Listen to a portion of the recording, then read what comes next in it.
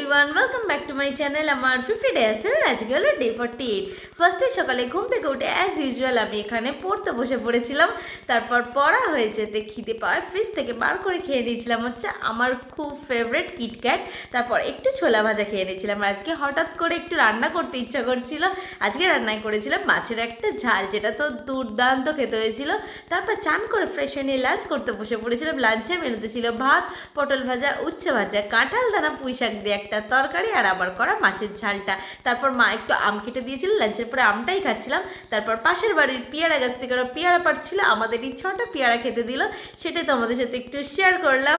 Lunch করে ছাদে চলে গেছিলাম একটু হাঁটতে, আর গিয়ে দেখি আজকেও আকাশটা পুরো মেঘলা হয়ে সারা দিন ধরে এত হাওয়া দিচ্ছিল, দারুণ লাগছিল। তারপর এসে ঘুমিয়ে পড়েছিলাম। দুপুরবেলা সন্ধ্যেবেলা এত ফুচকার ক্রেভিংস হয়, বাইরে চলে গেছিলাম একটু ফুচকা কিনতে। সেই ফুচকাগুলোই ঘরে নিয়ে এসে সবার সাথে এনজয় করে খেলাম। দারুণ হয়েছিল ফুচকাটা। জাস্ট কেমন লাগলো জানিও, ভালো লাগলে আমার চ্যানেলটাকে সাবস্ক্রাইব করে দিও।